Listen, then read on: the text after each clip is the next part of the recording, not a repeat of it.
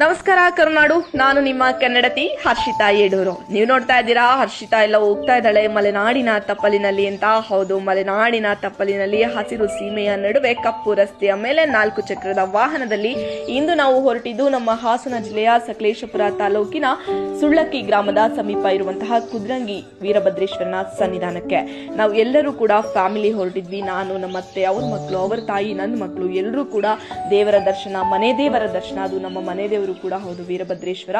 ಹಾಗಾಗಿ ಎಲ್ಲರೂ ಕುಟುಂಬ ಸಮೇತರಾಗಿ ದೇವರ ದರ್ಶನಕ್ಕೆ ಹೊರಟಿದ್ದೆವು. ನನ್ನ ತಂಗಿ ಅಂತೂ ಕಾರಲ್ಲಿ ಸುಮ್ಮನೆ ಕೂರ್ತಿರ್ಲಿಲ್ಲ. ಪ್ರಕೃತಿನೇ ಹಾಗಿತ್ತು. ಕೈಯಲ್ಲಿ ಮೊಬೈಲ್ ಇಟ್ಕೊಂಡು ದೃಶ್ಯವನ್ನ ತೆಗಿಲಿಲ್ಲ ಅಂದ್ರೆ ನಮ್ಮಷ್ಟು ಮೂರ್ಖರು ಯಾರೂ ಇರಲಿಲ್ಲ. ಹಾಗಾಗಿ ದೃಶ್ಯವನ್ನ ಸೆರೆ ಹಿಡಿತಾನೆ ಇದ್ಲು. ನೀವೇ ನೋಡ್ತಿದ್ದೀರಾ ಎಷ್ಟು ಚೆನ್ನಾಗಿದೆ ಮಲೆನಾಡು ಅಂತ. ಇದೇ ಸ್ನೇಹಿತರೆ ನಮ್ಮ ಕುದ್ರಂಗಿಯ ಶ್ರೀ ಕ್ಷೇತ್ರ ವೀರಭದ್ರೇಶ್ವರನ ಸನ್ನಿಧಾನ. ಇಲ್ಲಿ ಪ್ರತಿ ವರ್ಷ ಯುಗಾದಿ ಕಳೆದು 7 ದಿನಗಳ ನಂತರ ತೇರನ್ನ ಎಳೆದು ಮಂಗಳವಾರದಂದು ಜಾತ್ರೆಯನ್ನ ನಡೆಸಲಾಗುತ್ತೆ. ಎಷ್ಟು ಸರಳವಾಗಿ ನಮ್ಮ ವೀರಭದ್ರೇಶ್ವರ ನಮಗೆ ದರ್ಶನವನ್ನ ನೀಡ್ತಾ ಇದ್ದಾನೆ, ನೀವು ನೋಡ್ತಾ ಇರಬಹುದು. ನಾವು ಅರ್ಚನೆಯನ್ನ ಮಾಡಿಸ್ಲಿಕ್ಕೆ ಹಣ್ಣು ಕಾಯಿ ತಗೊಂಡು ಸರದಿ ಸಾಲಿನಲ್ಲಿ ನಿಂತ್ಕೊಂಡು ಅರ್ಚಕರನ್ನ ಕಾಯ್ತಾ ಇದ್ವಿ. ಅರ್ಚಕರು ಬಂದು ಕೊನೆಗೂ ಅಲಂಕಾರವನ್ನ ಮಾಡಿ ಮಂಗಳಾರತಿಯನ್ನ ಮಾಡಿ ನಮಗೆ ಅರ್ಚನೆಯನ್ನ ಮಾಡಿಕೊಟ್ರು.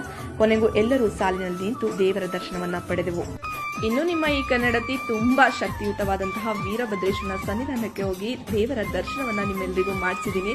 ನಮ್ಮ ಅಜ್ಜಿ ಗಂಟೆ ಕೂಡ ಬಾರಿಸ್ತಾ ಇದ್ದಾರೆ, ನಿಮ್ಗೆಲ್ಲ ಕೇಳಿಸ್ತಾ ಇದೆ. ಹಾಗಾಗಿ ಈ ವಿಡಿಯೋನ ಲೈಕ್ ಮಾಡಿ, ಶೇರ್ ಮಾಡಿ ಅಂಡ್ ಸಬ್ಸ್ಕ್ರೈಬ್ ಮಾಡಿ. ಧನ್ಯವಾದಗಳು.